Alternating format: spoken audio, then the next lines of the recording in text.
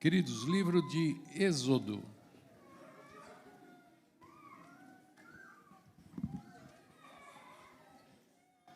Ou o segundo livro de Moisés.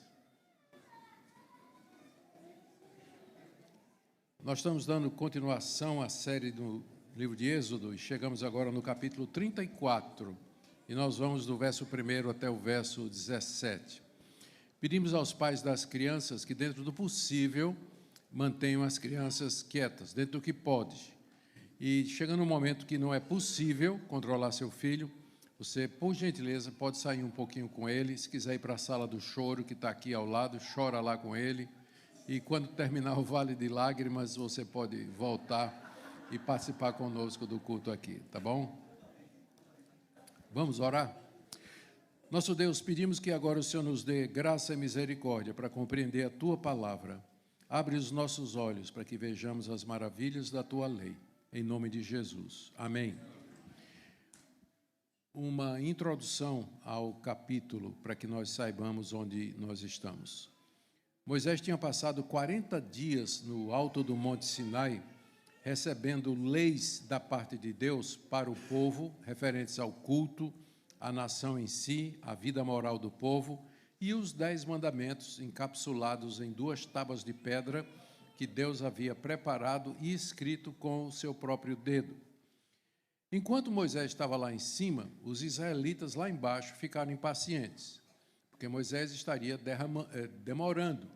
Onde é que está Moisés? Nós não sabemos onde é que aconteceu. Ele pode ter morrido, pode ter fugido, pode ter acontecido uma série de coisas.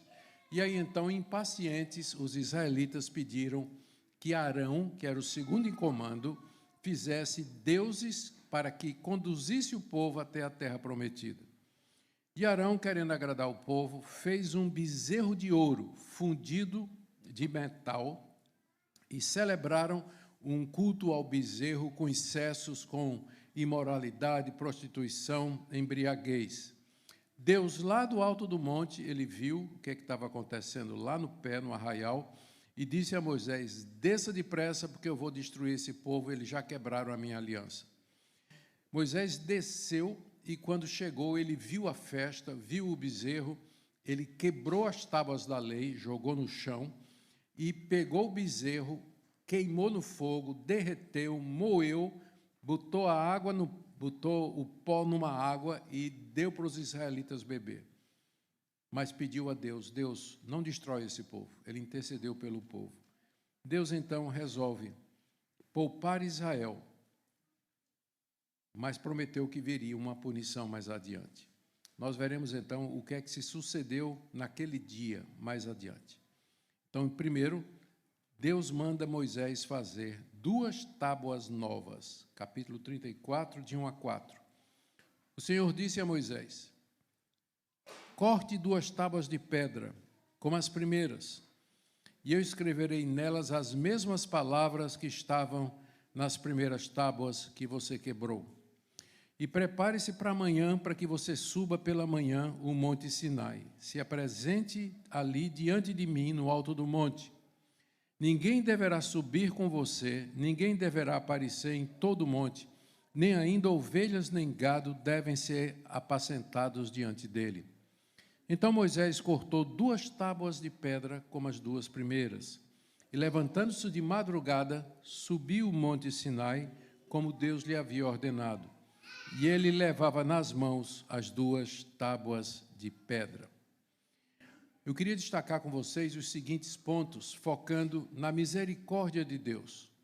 Moisés quebrou as 2 tábuas que significavam a relação contratual, o pacto, a aliança de Deus com o seu povo. Moisés quebrou aquilo ali, mas aquilo não representou a quebra da aliança, porque Deus permaneceu fiel ao povo, mesmo que o povo havia pecado grandemente, e recomeça, manda que Moisés faça 2 tábuas novas. Vejam aí alguns pontos dessa passagem que eu quero destacar para vocês. Primeiro, Deus disse que vai escrever nas tábuas novas a mesma coisa que ele tinha escrito naquelas que Moisés havia quebrado. Por que essa insistência de Deus? Para deixar claro que essas leis não eram invenção de Moisés, mas elas vinham do próprio Deus. O povo poderia acusar Moisés de estar fazendo legislação, trazendo usos e costumes que não eram da parte de Deus, mas as tábuas seriam escritas pelo próprio Deus, como que dizendo, é de mim que vocês estão recebendo essas leis. Esses mandamentos, eles são meus. Eu os concebi e sou eu, com autoridade, que determino a vocês. Segunda coisa, Deus, quando chama Moisés para subir para o monte, proíbe que ele vá acompanhado de alguém ou que alguém apareça no monte, como lemos aí no verso 2. O que Deus queria mostrar com isso é que o mediador entre o povo e ele seria Moisés. Moisés subiria para ouvir a voz de Deus, receber a lei de Deus, desceria para comunicar ao povo, subiria para dar a Deus um relatório de como estava o povo, desceria trazendo orientações e instruções de Deus. Somente Moisés poderia falar com Deus e falar com o povo. Aqui você tem a função de mediador. Moisés não somente era legislador, entregando a lei ao povo, mas ele era mediador entre Deus e o povo. Terceiro, Deus diz a Moisés que nem ovelha nem gado deveria ser apacentado diante do morro. Ou seja, Deus não somente proibia que qualquer pessoa acompanhasse Moisés, mas ele dizia, eu não quero ninguém perto de mim. O que vocês fizeram contra mim foi pecar, construir bezerros de ouro, quebrar minha lei, quebrar a aliança. Eu perdoo vocês, mas eu não vou andar mais no meio de vocês. No dia anterior, Deus já tinha retirado a tenda do encontro, que era o tabernáculo, do meio do povo, do meio do arraial, e Moisés havia armado fora do arraial, significando que Deus já havia saído do meio do povo. E Deus tinha dito, eu vou perdoar vocês, mas eu não vou mais andar com vocês. Não vou mais andar com vocês. E como prova da tristeza de Deus, ele diz, eu não quero ninguém na minha frente, Moisés. Não, e não é só pessoa, não quero nem ver o gado de vocês. Bezerro não pode, carneiro não pode, pastar aqui no monte. Afaste tudinho, porque eu estou irado com vocês por conta daquilo que vocês fizeram. Aqui a gente contempla a bondade de Deus em perdoar a nação de Israel e ainda manter o pacto com eles, mas, ao mesmo tempo, a seriedade e a gravidade da consequência do pecado. Deus se entristece. E isso acontece até o dia de hoje. Quando eu tenho certeza que vocês já tiveram essa experiência. Vocês caem em pecado, vocês pecam diante de Deus, se humilham, pedem perdão diante de Deus, mas vem aquela sensação durante um tempo de que Deus deu um gelo, em você. Deus parece não responder a oração, Deus meio que se ausenta de você, e você ora e não é a mesma coisa, as orações são frias, é como se Deus dissesse, você está perdoado, mas eu estou triste com você, e eu vou ficar um pouco longe de você durante um tempo, para que você sinta a gravidade de você pecar contra mim. Eu tenho certeza que vocês já tiveram esse tipo de experiência, é o que vem, são as consequências do pecado, entre outras coisas. Quarto Quarto ponto aqui, que Moisés obedeceu a Deus exatamente como Deus tinha dito. Daí no verso 4, ele cortou 2 tábuas de pedra, como as primeiras, de madrugada ele se levanta, vai, sobe o monte sozinho, como Deus tinha ordenado, levando as 2 tábuas de pedra, para que começasse tudo de novo, para que outra vez a lei de Deus fosse dada, ratificada, mesmo que o povo havia quebrado aquela aliança. Queridos, nós somos os herdeiros dessa aliança de Deus com o seu povo. Nós somos os descendentes de Abraão, de Isaque e de Jacó, espiritualmente falando. Nós andamos nas mesmas pisadas da fé dos nossos antepassados, dos patriarcas, dos reis, dos juízes e profetas piedosos do Antigo Testamento, do Senhor Jesus e dos apóstolos. Nós somos o povo de Deus. Eu não estou me referindo somente a essa igreja aqui, porque o reino de Deus é certamente muito maior do que essa igreja. Deus sempre teve um povo de todas as tribos, povos, línguas e nações. E nós fazemos parte desse povo, é um grande privilégio. Deus se relaciona conosco através dessa aliança, o que vai trazer muitas consequências, como nós iremos ver mais adiante. Muito bem, em seguida nós vamos agora para a segunda parte, quando Deus revela sua glória a Moisés. É bom lembrar aqui o contexto. No dia anterior, quando Deus disse que iria perdoar o povo, Moisés se animou, se encorajou pelo perdão de Deus e resolveu ousar uma coisa. Ele disse: o Senhor já nos perdoou, mas agora eu peço que o Senhor me mostre a sua glória. Eu quero ver a sua glória, a sua presença, o seu ser. Eu quero contemplar o Senhor na beleza da santidade. E agora, então, Deus atende o pedido de Moisés de maneira surpreendente. Vamos ler do verso 5 ao verso 9. Aqui o cenário é esse: Moisés está no alto do monte. O Senhor desceu na nuvem, a Shekinah, a nuvem da glória, a marca da presença de Deus, e esteve ali junto de Moisés. No capítulo anterior, Deus tinha dito a Moisés: quando você subir no monte, você vai ficar numa fenda da rocha, e eu vou passar por você, e eu vou declarar quem eu sou, e mostrar a você a minha glória. Então, Moisés já estava no alto do monte, preparado no lugar que Deus tinha dito, e lemos então, no verso 6, que o Senhor passou diante de Moisés e proclamou. Nós não sabemos o que é que significa isso, que Deus passou na frente de Moisés. Em outras revelações de Deus, em teofanias, como por exemplo no profeta Elias, Deus passa na tempestade, aliás, tem a tempestade, Deus não está na tempestade, vem um vento muito forte, Deus não está no vento, depois uma brisa suave, e era a presença de Deus. Isso aconteceu com o profeta Elias, aliás, vai acontecer com o profeta Elias muito tempo depois. Mas aqui nós não sabemos de que maneira Deus passou diante de Moisés. O que é que Moisés viu? O que é que ele sentiu? Nós não sabemos. Mas o que importa é o que ficou registrado aqui, que quando Deus passou na frente de Moisés, ele declarou quem ele era, o que ele era e aquilo que ele fazia. Três coisas. O que para nós é muito instrutivo. A glória de Deus é vista através das declarações que ele faz a respeito da sua pessoa. E a importância disso eu vou explorar em seguida, porque aqui primeiro eu quero ver o que é que Deus falou. Diz aí o texto que ele passou diante de Moisés e proclamou. Primeiro, quem ele era? O Senhor Deus. No hebraico, duas vezes, Yahweh, que significa eu sou o que sou. Foi com esse nome que Deus se revelou a Abraão, lá quando o tirou da terra prometida, que havia já se revelado a Moisés na sarça ardente. Eu sou o que sou, que é traduzido como o eterno, em algumas traduções modernas, que aponta para o fato de que Deus não tem começo e não tem fim. Ele é o que ele é, e sempre será. Sempre foi, ele é, e sempre será.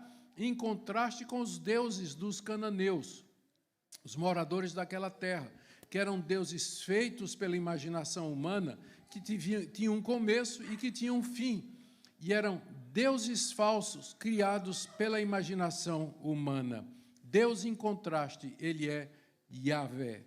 E ele é o eterno, aquilo que ele é e que sempre será. Em seguida, Deus declara o que ele é. Quem ele é o eterno.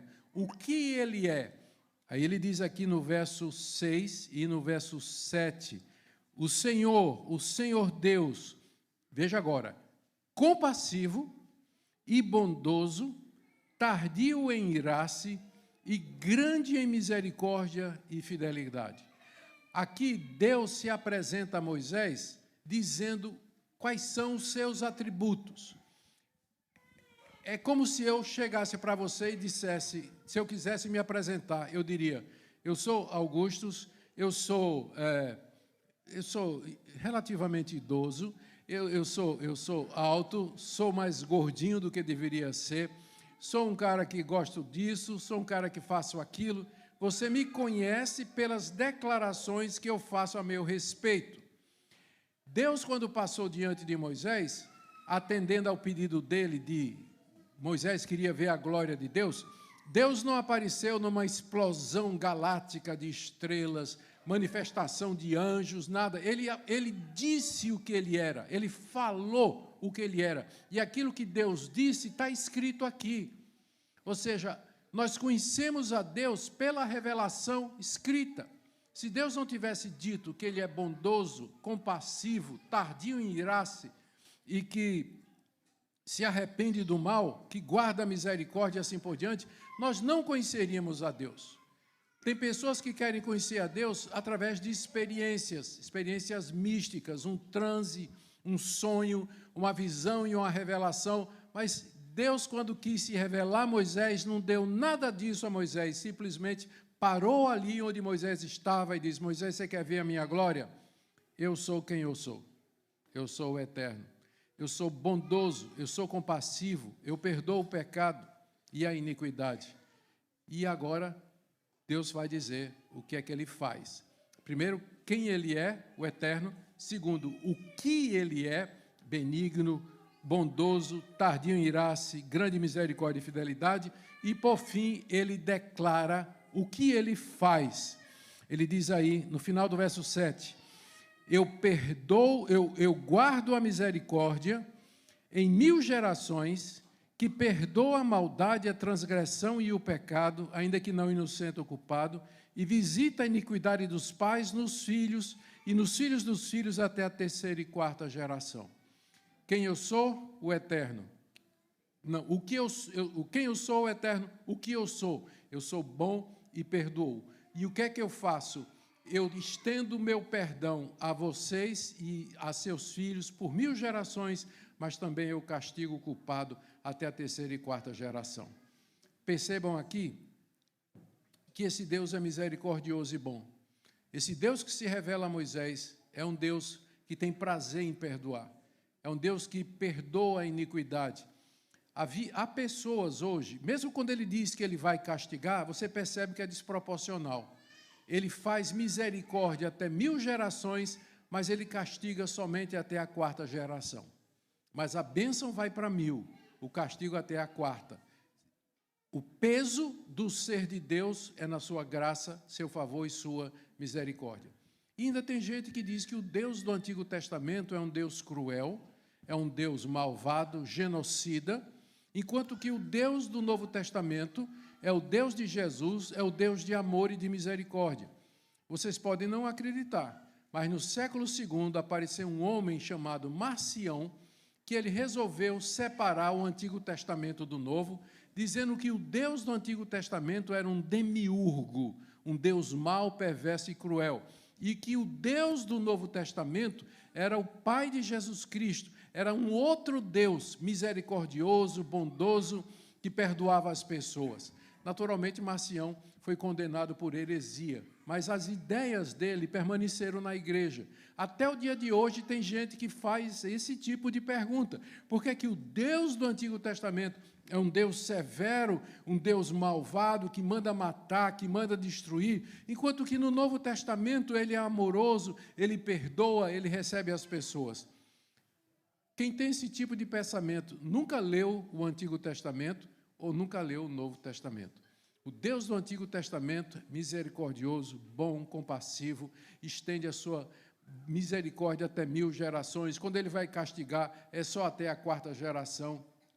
E o Deus do Novo Testamento fuzilou Ananias e Safira, só lembrando, não é? Fuzilou Ananias e Safira, derrubou o rei Herodes na hora que o rei Herodes pecou contra ele, que disse às igrejas lá do Apocalipse que ele ia tirar a lâmpada se eles não se arrependessem. É o mesmo Deus, ele é o que ele é, Yahweh. Eu sou o que sou, no Antigo Testamento e no Novo Testamento. Então, não acredite nessa distinção entre o Antigo e o Novo Testamento. Tem gente que quer fazer um cânon dentro do cânon. Quando eu falo cânon, são os 66 livros que nós aceitamos como sendo inspirados por Deus. Tem gente que diz que dentro disso aqui você tem a verdadeira palavra de Deus. E alguns até usam o critério de Jesus como a chave hermenêutica. Já ouviram falar disso aí? A chave hermenêutica para entender a Bíblia. Com isso, eles não estão dizendo o que nós dizemos, que tudo na Bíblia aponta para Jesus, mas eles estão dizendo que o que não for apontando para um Deus de amor tem que ser tirado da Bíblia e da palavra de Deus. Tem que ser tirado da Bíblia e da palavra de Deus. Então, até o dia de hoje, você encontra isso aqui. Em resumo, eu vou aqui ler o que diz a Nova Tradução na linguagem de hoje, que eu creio que traduziu esses 2 versículos, onde Deus diz quem Ele é, de uma maneira muito legal de entender. Eu sou o Senhor, o Deus eterno, Yahweh.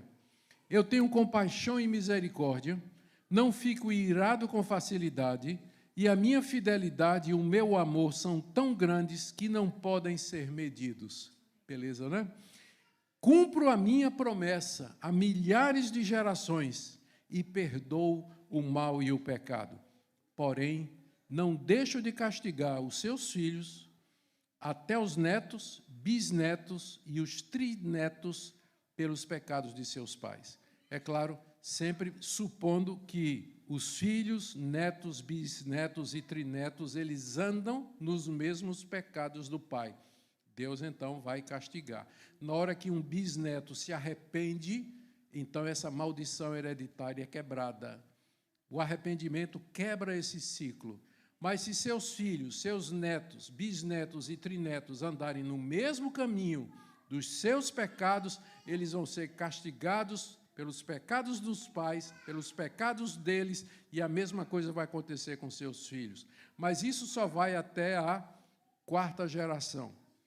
Já a misericórdia de Deus se estende a milhares de gerações, porque Ele, na sua essência, é maravilhoso. Queridos, olha o que aconteceu diante da manifestação gloriosa de Deus, aí no verso 8. Depois que Deus passou na frente de Moisés e disse quem ele era, o que ele fazia, lemos no verso 8 que imediatamente Moisés curvou-se para a terra e adorou o Senhor.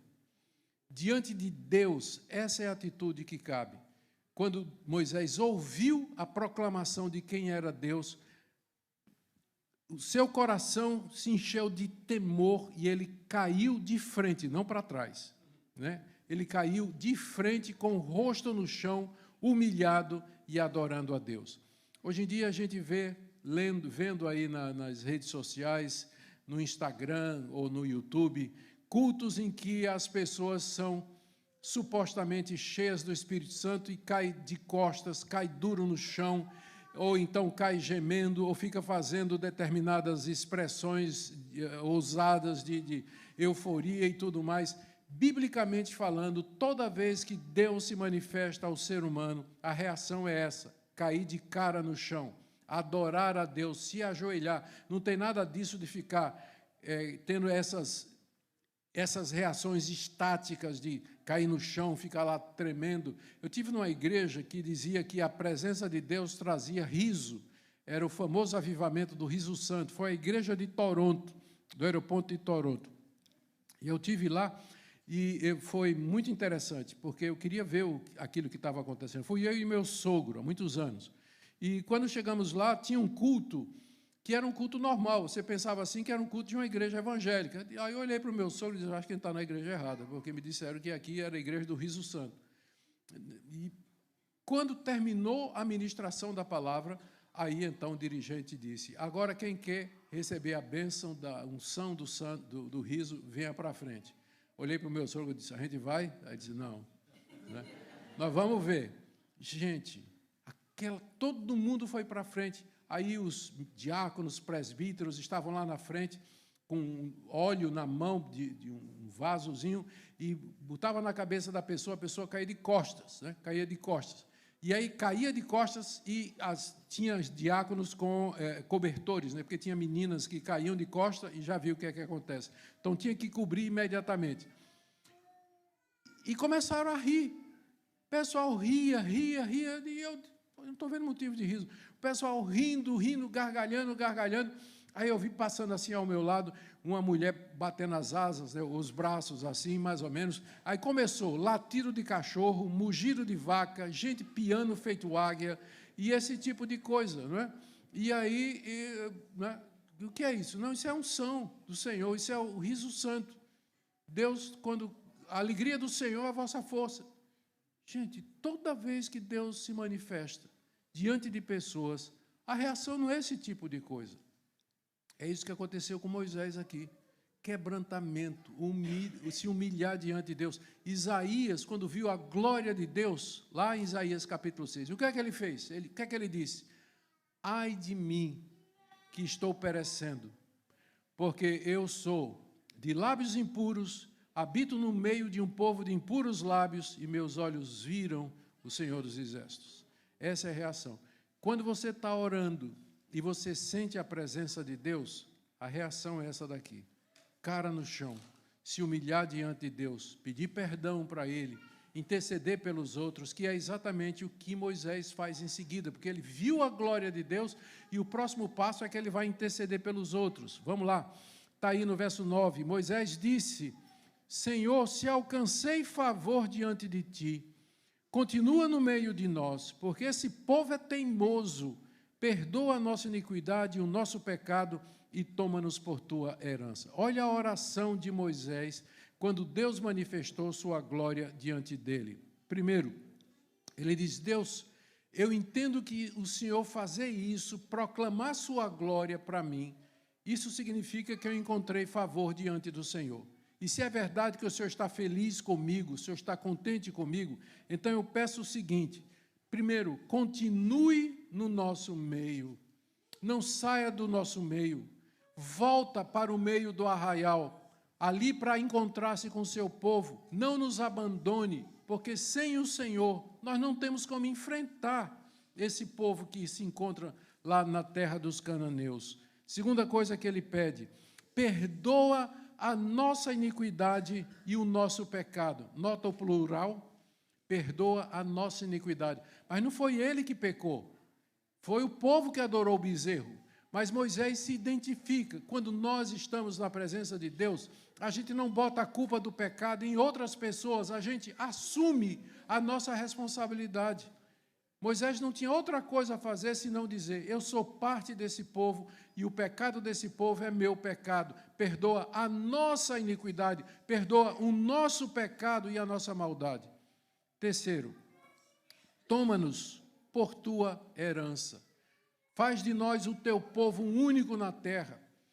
Esteja conosco, nos abraça, não nos rejeites. Por quê? Porque esse povo é teimoso, esse povo é cabeça dura, é um povo que passou 400 anos lá na terra do Egito, aprendeu a adorar outros deuses. Tenha paciência conosco, ó Deus, receba-nos como seu povo e não deixe de viver no nosso meio. É isso que acontece quando Deus aparece. Isso acontece quando Deus de fato se manifesta.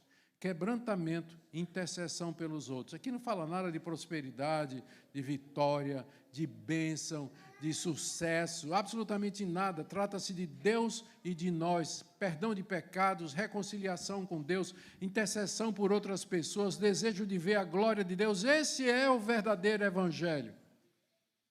Tem muitos falsos evangelhos por aí, todos eles focados no culto da deusa Azerá, do deus Baal, de Astarote, que são deuses da prosperidade. Mas eu vou falar sobre isso daqui a pouco.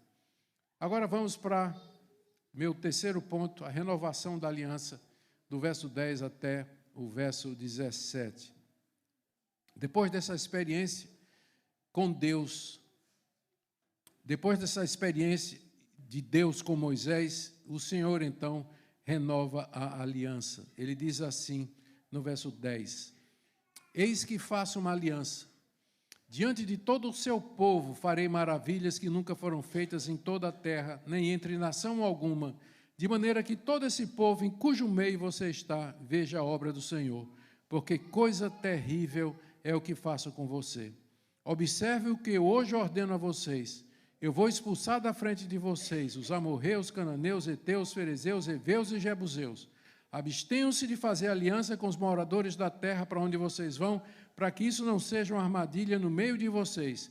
Pelo contrário, derrubem os altares deles, quebrem as suas colunas e cortem os postes da deusa Azerá, porque vocês não devem adorar outro Deus, pois o nome do Senhor é zeloso, sim, Ele é Deus zeloso. Não façam aliança com os moradores da terra, para não acontecer que, em se prostituindo eles com os deuses e lhes sacrificando, alguém os convide e vocês comam dos seus sacrifícios. Também para que não aconteça que vocês escolham para os seus filhos mulheres do meio das filhas deles, e estas, ao se prostituírem com os deuses que adoram, façam com que também os seus filhos se prostituam com esses deuses, não façam deuses de metal para vocês. Aqui Deus renova a aliança que já havia sido feita, mas ele expande agora, especialmente voltada para a questão da idolatria.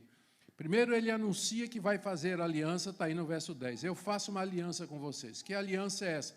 Deus promete de que vai fazer uma coisa que nunca aconteceu em nação nenhuma naquela época. E o que é essa coisa terrível que Deus diz que vai fazer e que está aí no final do verso 10?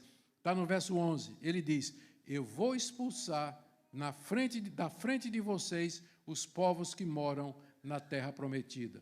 Porque a terra prometida não estava vazia. Deus prometeu uma terra onde já tinha moradores. Então, quando os israelitas chegaram na terra prometida, lá tinham pelo menos 6 nações, cananeus, heteus, amorreus, ferezeus, jebuseus e os heveus, faltando só fariseus e saduceus. Ah, não, isso aí é mais do Novo Testamento. Tinha esse povo aqui. E Deus diz, eu vou remover esse povo lá da terra prometida e vou entregar a terra a vocês, conforme eu disse. Em que sentido isso seria uma maravilha? Em que sentido isso seria um sinal, algo que nunca tinha sido feito antes? É porque esses povos eram mais numerosos e militarmente mais bem preparados do que os israelitas. Os israelitas tinham passado 430 anos lá no Egito. Quando saíram do Egito, eles eram escravos, não tinham preparo militar, não tinham armamento, não tinham conhecimento de informação, inteligência a respeito daquelas nações. Então, o segredo de Israel era Deus, como ficou claro na derrubada de Jericó, da cidade de Jericó. Porque aqueles povos eram muito mais poderosos do que a nação de Israel. Mas Deus diz, eu vou derrotar esses povos e vocês vão tomar o lugar deles. Que coisa extraordinária. E, de fato, isso aconteceu. A conquista da terra vai acontecer, não debaixo de Moisés, mas com Josué mais adiante. E agora agora tem a contrapartida, né? Deus faz uma aliança, e toda aliança, todo contrato tem 2 lados. Do lado de Deus, Deus diz, eu vou botar esses povos para fora. Eu vou expulsar esses povos e vou dar a terra prometida a vocês. Mas, em contrapartida, olha o que é que vocês têm que fazer. E eu quero que vocês prestem atenção, porque nós somos os herdeiros disso aqui. Isso aqui não é só para Israel, não. Isso aqui é para nós, que somos a continuação do Israel de Deus. Somos o Israel de Deus, a continuação do remanescente fiel. O que é que Deus diz? Primeiro, verso 12. Não façam aliança com os moradores da terra, para que isso não seja uma armadilha no meio de vocês. Não façam contrato, não assinem acordos. Quando vocês chegarem na terra prometida, a tentação vai ser fazer acordo militar, acordo financeiro, comercial. Não façam acordo nenhum com esses povos, porque isso vai ser uma armadilha. Na hora que você fizer um acordo com esse povo, isso vai acabar em idolatria, isso vai acabar em sincretismo e politeísmo. Primeiro, não faça isso. Segunda condição da aliança, verso 13, derrubem tudo o que for da religião dos cananeus. Está aí no verso 13. Derrubem os altares, quebrem as colunas eram postes elevados em homenagem ao deus Baal. Cortem as colunas e cortem os postes da deusa Azerá. Azerá era a esposa de Baal. Baal e Azerá, ou Astarote, eram deuses da fertilidade. Os cananeus adoravam a prosperidade. O culto envolvia promessas de bênção, de fertilidade da terra, fruto, colheitas gigantescas, multiplicação do gado.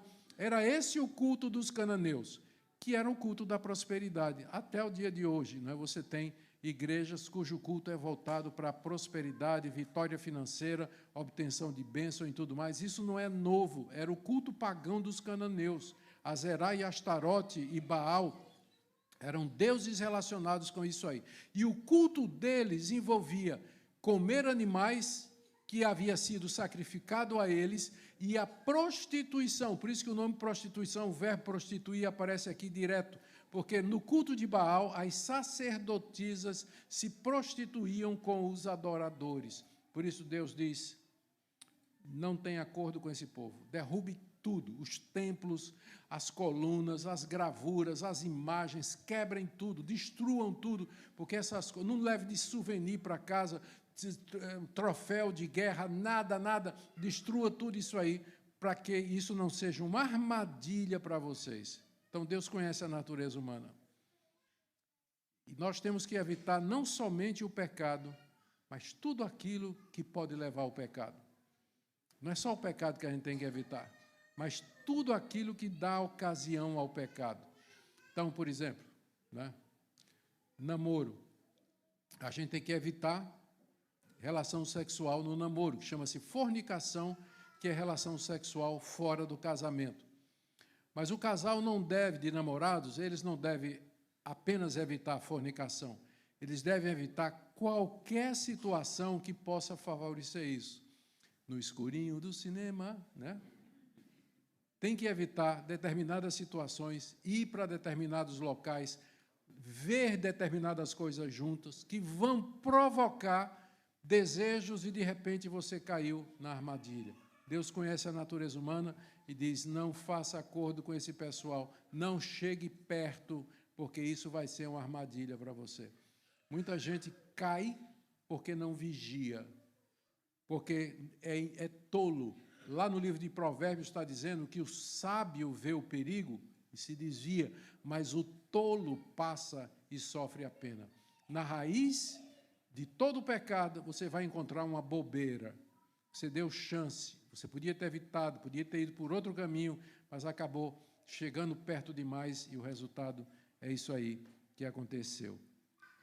Então, segunda coisa, destrua tudo. Terceira, olha o verso 14. Vocês não devem adorar outro Deus, pois o nome do Senhor é zeloso. Sim, Ele é Deus zeloso. Deus está dizendo para os israelitas: meu nome é zeloso. O que é que significa isso? Eu quero exclusividade de vocês. Os cananeus podiam adorar Baal e Azerá. Baal e Azerá não tinham nenhum problema em compartilhar o mesmo adorador. Mas Deus, Yahweh, aquele que é o que é, sempre foi, ele não divide seus adoradores com nenhum outro Deus. Ou você o adora somente, ou você não o adora de maneira nenhuma. O risco naqueles dias não era que os israelitas esquecessem Deus, mas que adorassem Deus, Baal e Astarote ao mesmo tempo. Chama-se sincretismo ou politeísmo, que é outra forma de idolatria. Então, eu sou Deus zeloso, não admito que vocês me adorem e adorem outro Deus além de mim. Quarto, não comam os sacrifícios que eles oferecem aos seus deuses. Verso 15, não façam aliança com os moradores da terra, para não acontecer em que, se prostituindo eles com os deuses e lhes sacrificando, alguém os convide e vocês comam dos seus sacrifícios. Era uma coisa que podia acontecer. Se Israel fizesse uma aliança com os amorreus, e os amorreus fizessem uma festa ao deus Dagon, e dissesse: venham para festejar conosco, nós vamos ter aí uma feijoada, ou então uma churrascada em homenagem ao nosso Deus. Se você tinha um contrato com ele, se você tem um acordo, se você tinha algum tipo de aliança, o normal era ir e participar. E com isso você estaria cometendo idolatria e sincretismo e politeísmo. Então, Deus está dizendo, para que vocês não fiquem na obrigação de participar das festas deles, onde eles comem coisas sacrificadas aos ídolos, não façam acordo, não assinem contrato com esse povo, porque isso vai ser uma porta para você pecar. Quinto lugar, está aí no verso 16, ele diz: e casamento, então, nem falar. Também para que não aconteça que vocês escolham para os seus filhos mulheres do meio das filhas deles, e estas, ao se prostituírem com seus deuses que adoram, façam com que também os seus filhos se prostituam com esses deuses. Deus está proibindo diversos acordos aqui, e esse aqui em particular é o do casamento. As mulheres dos cananeus eram belíssimas, eram produzidas, enfeitadas, eram sensuais, e os israelitas, olhando aquelas mulheres, diziam, bom, né, é uma esposa boa para meu filho, afinal nós temos um acordo, nós temos um pacto, nós temos uma aliança, e o resultado é que casavam entre si, e a história posterior ia mostrar quem perdia. O rei Salomão casou com muitas mulheres assim, e diz lá a Bíblia que no fim da vida, essas mulheres corromperam o coração de Salomão. Ah, pastor, mas eu conheço um caso, né? A minha mãe, ela casou com meu pai era descrente, meu pai hoje é crente. Para cada caso que você me mostra que deu certo, eu lhe mostro 5 que não deram. Onde a mulher teve que criar os filhos sozinha, com objeção do pai, que não queria que levasse para a igreja, ou pelo menos indiferença do pai. A mulher chorando sozinha, orando sozinha, buscando a Deus sozinha, enfrentando os problemas da maternidade sozinha, porque casou com um homem que não teme a Deus, não conhece vida de oração, não tem os valores cristãos e assim por diante. Não façam acordo, diz Deus, porque isso vai ser ruim para vocês. E na experiência, na longa história da igreja, a experiência mostra que quando a igreja faz acordo com o mundo, quem perde é a igreja. Nós não precisamos ser iguais ao mundo. Agora, aqui eu não estou dizendo, né, e não creio que a palavra de Deus está dizendo que a gente não possa ter relacionamento com essas pessoas. O problema é quando você se prende com essas pessoas naquilo que a Bíblia chama de jugo desigual, em que você, por força de contrato, fica obrigado a fazer alguma coisa que vai contra a consciência, vai contra a revelação de Deus, contra o Evangelho do Senhor Jesus Cristo. E o resultado vai ser esse que está colocado aqui. Essas medidas que Deus deu aqui podem parecer duras, mas elas tinham alguns objetivos. Primeiro, proteger o seu povo da idolatria. Esse é o primeiro propósito. Segundo, castigar os cananeus por conta da idolatria, porque Deus, quando manda acabar com eles, não é que Deus é mau, é que esse povo é um povo idólatra. Esses 6 povos, nações idólatras, perversas, imorais, violentas, que durante mais de séculos elas vinham sacrificando seus filhos ao deus Moloque. Moloque exigia o sacrifício do primogênito. E você entregar seus filhos, Moloque era um deus feito de bronze, com 2 mãos estendidas assim, e você tinha que colocar seu bebê, o fogo era aceso por dentro, ele ficava encandeado, vermelho, e você vinha e colocava seu bebê nas mãos de Moloque. E ele era fritado vivo ali. Durante séculos aqueles povos tinham feito isso. E vocês acham que Deus é cruel porque disse a Israel, acaba com esse povo, destrói esse povo. Ainda acham que Deus é injusto. Ah, mas tem a mulher e criança inocente. Não tem inocente na raça humana. Somos todos pecadores diante de Deus. Não tem inocente na raça humana. De idade nenhuma. Primeiro, Deus queria preservar o seu povo. Segundo, castigar os cananeus. Terceiro, mostrar sua glória e sua santidade ao seu povo. E quarto, demonstrar seu amor e fidelidade às promessas que ele havia feito aos patriarcas. E essa é a razão pela qual nós, os crentes em Cristo, temos que guardar uma distância segura do mundo. Isso não quer dizer que a gente não possa aproveitar as coisas boas que há no mundo, porque tem coisa boa no mundo, muita coisa boa. Podemos aproveitar com discrição, com cuidado, santificando pela oração, uma vez que não é contra a palavra de Deus. Mas tudo aquilo que é contra a palavra de Deus, que representa uma ameaça para nós, nós devemos não somente evitar, mas evitar qualquer coisa que nos faça chegar perto para que nós possamos servir a Deus. O que é que Deus quer de nós? Diante desse texto aqui, algumas lições são importantes. Primeiro, não tem como chegar diante de Deus se não for através de um mediador. Moisés é uma figura de Cristo. Assim como Moisés subia para ouvir a voz de Deus, trazia para trazer essa palavra para o povo, nosso Cristo desceu às profundezas da morte e subiu na sua ressurreição para ficar à direita de Deus intercedendo por nós. Não tem como chegar diante de Deus que não seja pelo mediador Jesus Cristo, porque você é pecador. Não tem nada em você que possa obter o favor de Deus. Se não for a mediação de Jesus Cristo, você seria destruído junto com os cananeus. Cananeus aqui simbolizam os ímpios que no dia do juízo vão experimentar todo o juízo de Deus. Então, primeiro, lembremos disso. Segunda coisa, lembremos que o nosso Deus e o seu Cristo, eles querem exclusiva adoração. Deus não nos divide com ninguém. É claro que eu sei que não tem mais Baal, não tem mais Astarote ou Azerá nos nossos dias. Esses cultos foram extintos.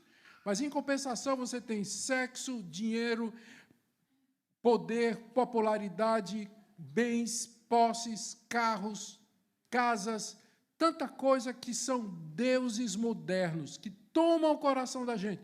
Definição de um Deus, tudo aquilo que tem o primeiro lugar na sua vida. Deus tem o primeiro lugar?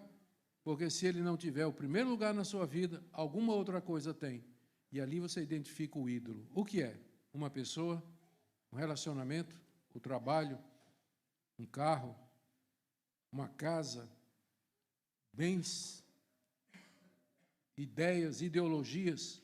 Tudo que toma o lugar de Deus tem que ser destronado, cortar pela raiz, derrubar a coluna, destruir as imagens.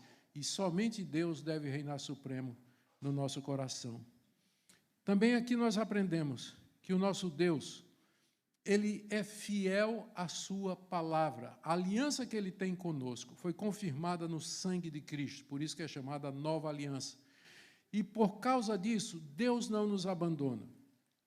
Tem um hino que foi corretamente corrigido no inário, que dizia assim, Deus é fiel, tu és fiel, fiel a mim. E foi feita uma correção que botou a teologia correta, tu és fiel a ti.